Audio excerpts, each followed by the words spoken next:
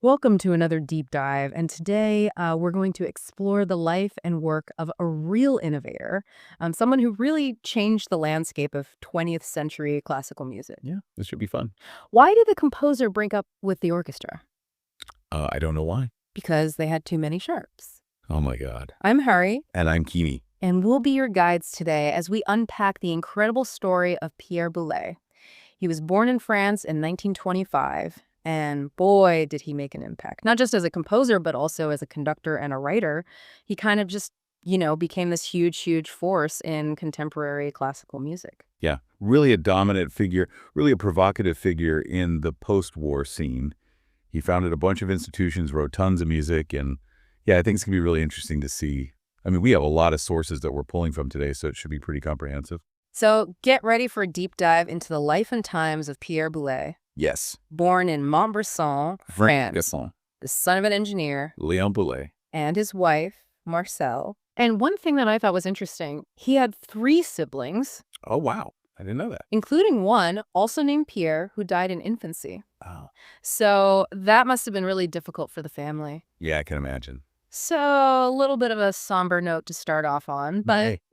part of life, right? Absolutely. And it seems like there was an interesting dynamic in the family with the father being described as quite authoritarian, but also just. Interesting. And the mother was more easygoing, more yielding, I guess. So a bit of a classic parenting dynamic. Yeah, a little bit. And all this was within the framework of his father's strict Catholic beliefs. Oh, wow. So a very religious upbringing. Yeah, very much so. Hmm. And the family did well for themselves. They moved to a much more comfortable house in 1929 when Pierre was just 4 years old. Wow, so kind of upwardly mobile. Exactly. Huh. And his formal education, started pretty early. He went to this really strict Catholic seminary at 7. Wow, 7 years old. Yeah. Talk about structure and discipline. Right. That's pretty young to be in such a structured environment. And it's so interesting because this is the same guy who later on, completely rejects Catholicism by the age of 18 Really? and becomes, describes himself as agnostic. So a real shift in his worldview. Totally. I wonder if that structured upbringing had any influence on his later music. It's funny you say that because that's what I was thinking. I mean, he ended up being this big avant-garde artist, challenging all these norms, but maybe that early discipline actually kind of fueled his need to break free. It's like a reaction to it. Yeah, it does. So let's move on to his musical beginnings. Nothing too out of the ordinary at first. Okay. He started piano lessons, played chamber music, sang in the school choir. So pretty standard stuff for a young musician. Yeah, but then here's the twist. He actually got really into advanced mathematics. Really? Yeah, and he was aiming to get into the École Polytechnique. Wow, that's a top engineering school in France. Exactly. His dad was hoping he'd follow in his footsteps and become an engineer. So a little bit of family pressure there. Yeah, definitely. But then something happened that changed everything. What was that? He went to Lyon, Okay. and that's where he had this life-changing encounter with orchestral music and opera. What did he see? He saw Wagner's Die Meistersinger von Nürnberg. Wow, that's a big one. Yeah, a massive opera, and it just blew him away. So that was the turning point. It was. That's when he decided he had to dedicate himself to music. And what did his parents think about that? Not so thrilled at first, I could imagine. but he was determined. Good for him. He even applied to the Conservatoire de Lyon, but he got rejected. Oh, no. Yeah, but he didn't give up. He started taking private lessons for piano and harmony with the support of his sister, thankfully. It's nice that she had his back. Definitely. And he even said later on, our parents were strong, but finally, we were stronger than they. So they eventually came around. They did. His father even helped him move to Paris in 1943. That's great. Yeah, he even helped him find a place to stay and gave him a little bit of money to help him get started. So he was supportive in the end. Yeah, I think he realized how serious Pierre was about music. Makes sense. And in January 1944, he gets into the Conservatoire de Paris, The big leagues. the big time. Wow. And he starts studying harmony with Georges Dandelot. Okay. And he's doing great, excelling in his studies. Naturally. But here's the thing. He's not just studying with Dandelot. He's also taking private lessons with André Vorborg for counterpoint, and even more importantly, with Olivier Messiaen for harmony. Wow, Messiaen. That's huge. Huge! And Messiaen sees something special in Boulez. He invites him to these private seminars, brings him into his advanced harmony class. So he really took him under his wing. Totally. And this is where we get a little glimpse into Boulez's wider musical interests. He was fascinated by all sorts of music from around the world. Like what? Balinese gamelan, Japanese music, African rhythms. Wow, so not just the Western classical tradition. Not at all. He even thought about becoming an ethnomusicologist for a bit. Really? Yeah, it's a less-known fact, but it shows you how curious he was. Fascinating. I wonder if those influences showed up in his own music later on. Well, I think you can hear echoes of those different sounds and rhythms in some of his more complex works. That makes sense. So while he's at the conservatoire, he gets introduced to the 12-tone technique. Ah, the big compositional innovation of the time. Exactly. And this is through a composer named René Leibovitz. Oh. Now, Leibovitz was a big proponent of this technique, but he was also very strict, very dogmatic about it. So a bit of a purist. Yeah, and that didn't sit well with Boulez. He starts taking private lessons from Leibovitz, even has these big discussions about music with fellow students, but he ultimately breaks with Leibovitz because of this dogmatic approach. I see. So even though he was embracing this new innovative technique, he still wanted to keep his own artistic freedom. Exactly. He didn't want to be boxed in by any one system, no matter how interesting it was. He was always looking for his own voice, his own way of doing things. That's really interesting. It shows a real independent spirit. Yeah, and this independent spirit shines through in June of 1945 when he wins the Premier Prix in harmony at the Conservatoire. Wow, so he's officially recognized as a top talent. Oh, yeah. They even describe him as the most gifted a composer. High praise. And then, just to show you how much he stuck to his convictions, he actually boycotts the counterpoint and fugue class. What? Why? Because he thought the professor lacked imagination. Wow. Bold move. He even campaigned to have his mentor, Messiaen, appointed as a professor instead. So he wasn't afraid to speak his mind. Not at all. And this kind of sets the stage for the rest of his career. He's going to be this force of nature, this brilliant mind, always pushing boundaries and always, always challenging the status quo. I can't wait to see where this goes. Me neither. So he's done with the Conservatoire. He's got his Premier Prix. What happens next? Well, he finds himself living in these little attic rooms in the Marais district of Paris. Not exactly glamorous. Not exactly, but it was a hotbed of creativity. And he's there for 13 years. Wow. But, he's got to make a living, so he gives math lessons. Really? Goes back to those math skills. Right. And he also plays the Ons Matino. Oh, that's that cool electronic instrument. The very one. For radio dramas and even at the Folies Bergère. Wow, so he's hustling. He is. And then, in 1946, he gets a really important gig. What's that? He becomes the music director of the company Renaud Barrault.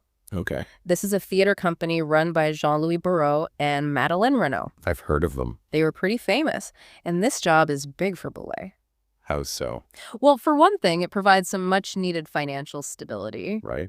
But maybe even more importantly, it gives him a chance to work with professional musicians. So he's gaining valuable experience. He is. He's arranging music, conducting music, really learning the ropes. That's fantastic. And he does this for 9 years. Wow, that's a long time. It is.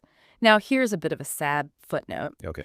A lot of the music he wrote for the Renaud Barrault Company, it actually got lost in 1968 during the student occupation of the Théâtre de l'Odéon. Oh, no. Yeah, it's one of those little tragedies of history. But hey, at least we still have some of his work from that period. Right, that's true.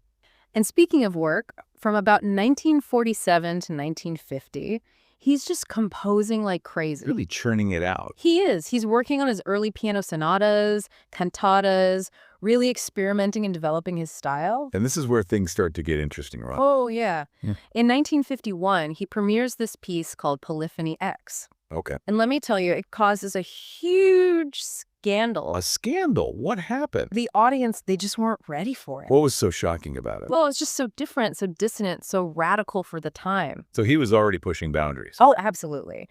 And around this time, he meets two other major figures in the avant-garde music scene.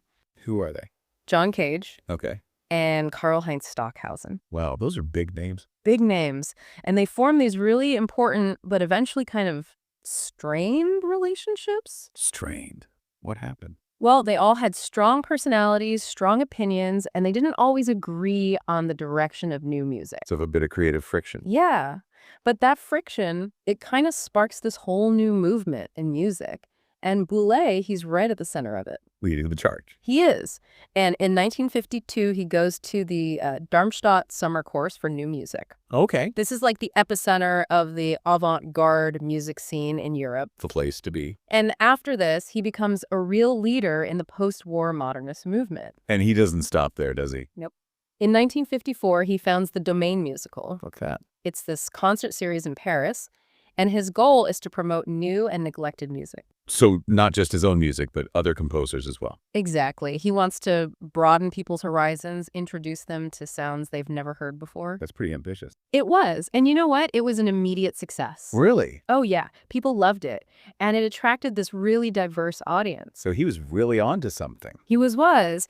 And here's a less-known fact about the Domain musical. Okay, tell me. Initially, he wanted to include neglected masters from the past.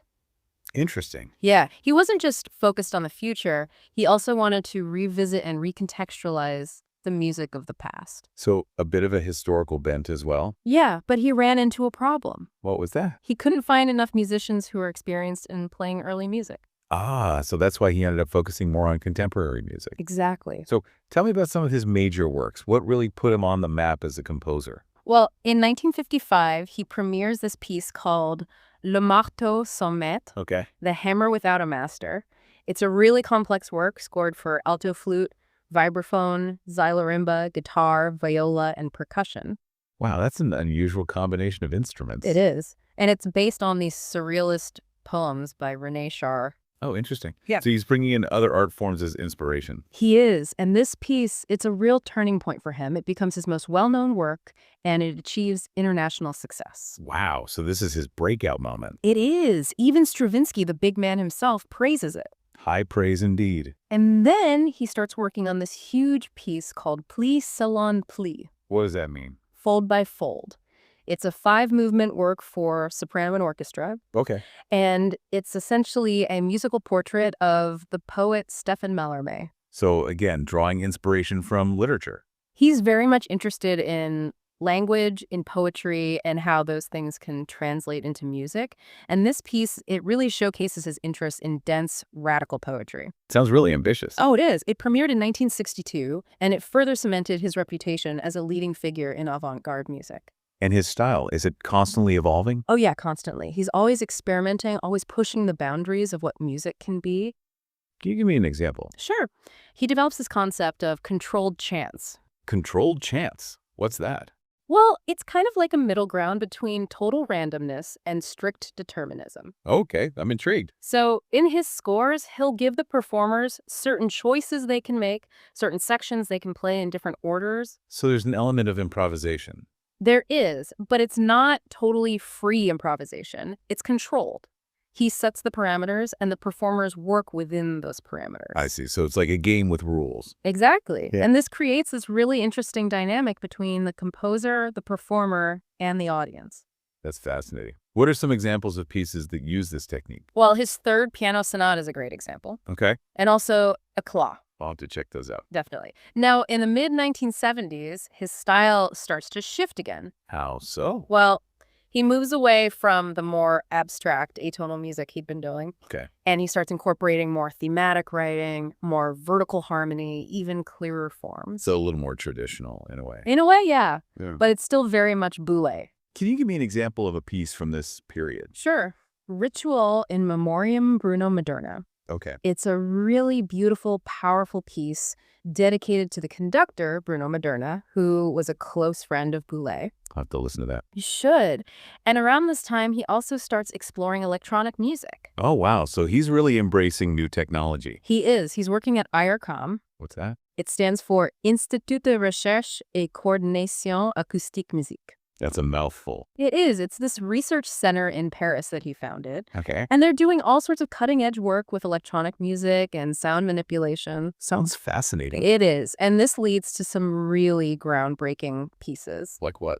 Well, there's Rapin, for example, Okay. and Dialogue de l'Ombre Double. So he's really pushing the boundaries of what music can be. He is. He's using computers, synthesizers, all sorts of new tools to create these amazing sonic landscapes. And he doesn't stop there, does he? Nope.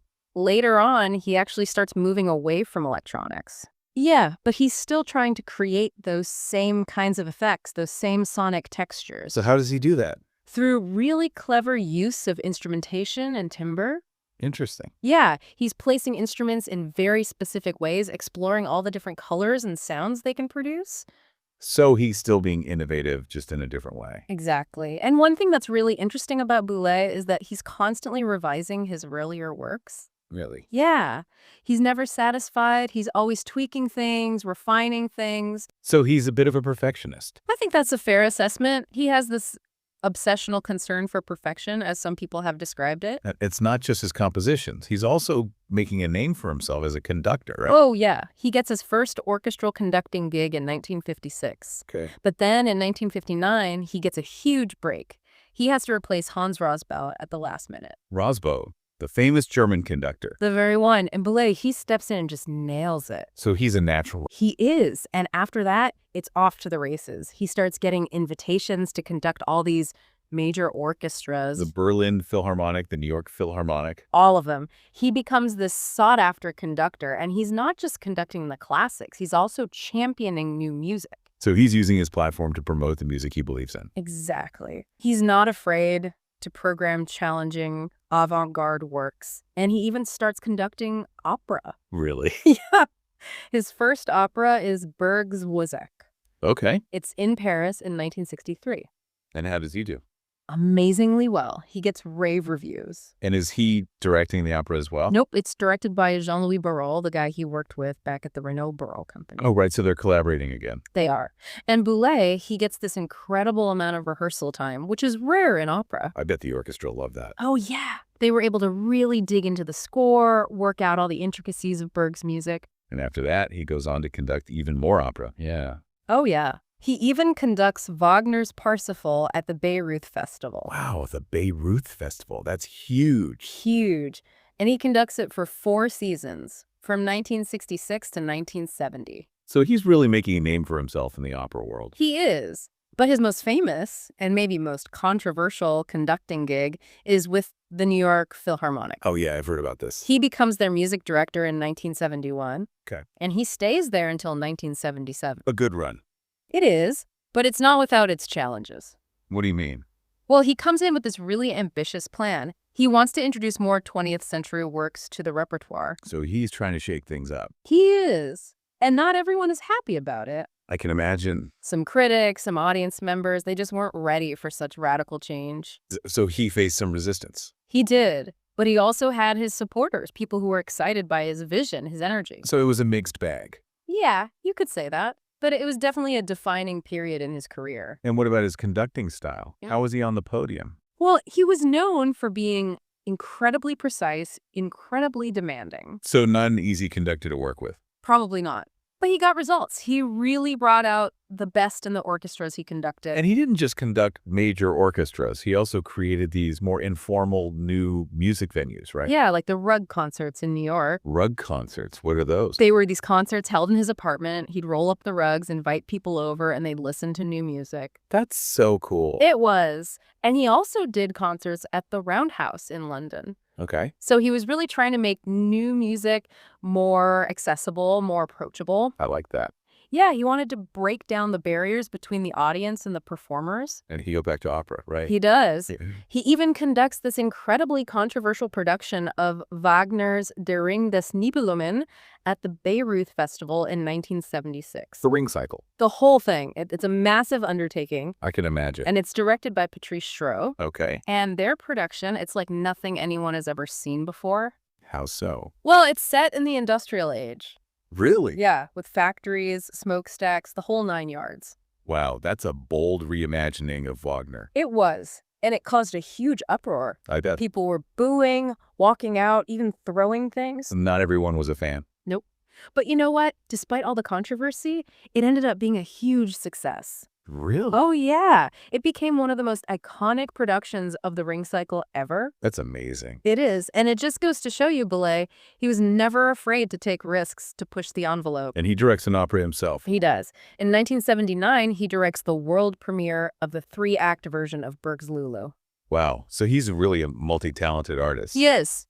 Composer, conductor, director, he does it all. It's incredible. And he's also founding institutions, right? Oh, yeah. Uh-huh. In 1977, he founds IRCAM in Paris, which we talked about earlier. The research center. Exactly. And he also founds the Ensemble Intercontemporain. What's that? It's a contemporary music ensemble. And they're dedicated to performing the most challenging, most innovative new music. So he's really creating a whole ecosystem for new music. He is. He's providing resources, support, a platform for composers and performers.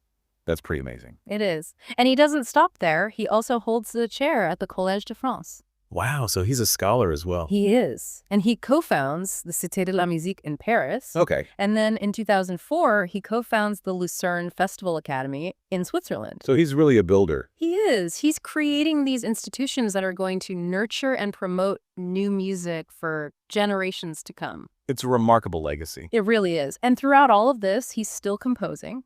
He writes his last major work in 2006. It's called Derive 2. Okay. And then in 2012, he gives his final conducting performance. So he's starting to wind down. He is. He's getting older. And sadly, he's diagnosed with a neurodegenerative disease. Oh, no. Yeah.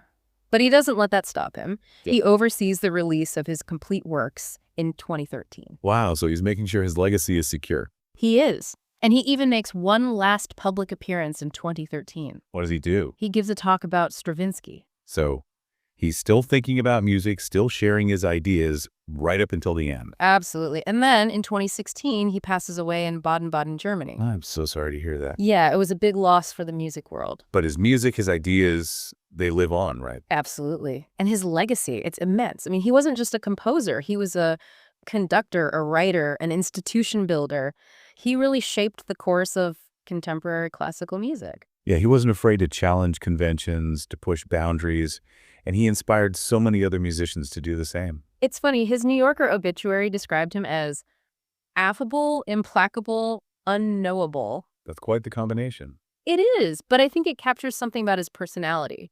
He was complex, brilliant, demanding, and ultimately a true original. And his centenary is coming up soon, right? Yeah, in 2025. And there are going to be celebrations all over the world. I'm sure there'll be quite the events. Oh, yeah. So that's Pierre Boulez, a life dedicated to pushing the boundaries of music, to challenging our ears and our minds. And a legacy that continues to inspire and provoke. It's been a real deep dive today. It has. Thanks for joining us. Of course. Until next time, keep exploring the fascinating world of music.